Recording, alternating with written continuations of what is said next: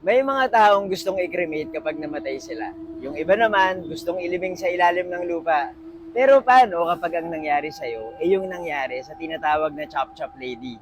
Story time. Disclaimer lang dahil baka sensitive to sa ibang tao, lalo na sa mga kumakain.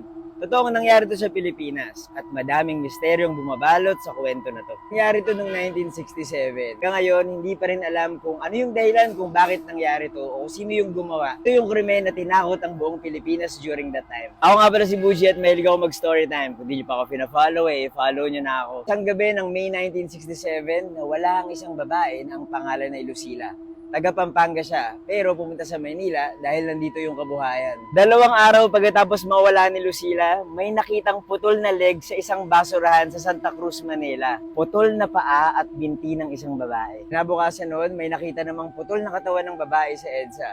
Walang paa at walang ulo. Eventually, nalaman nila na magkudugtong yung putol na paa at saka yung putol na katawan. Sabi ng mga pulis after some investigations na si Lucila yung may-ari ng mga body parts na to.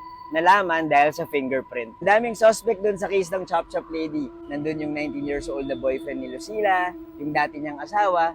Meron ding dentista na nagsabi na siya raw yung may gawa. Pero eventually, binawi niya yung statement niya. Magaling raw yung trumabaho kasi magaling maghati ng katawan. Alam nyo, hanggang ngayon, hindi pa rin nalalaman kung sino yung gumawa nun kay Lucila. Hanggang ngayon, hindi pa rin nakikita yung ulo ng Chop Chop Lady. Kaya kayo, baka habang naglalakad kayo sa kalsada, makakita kayo ng bungo. Tapos yun pala yung ulo ni Lucila.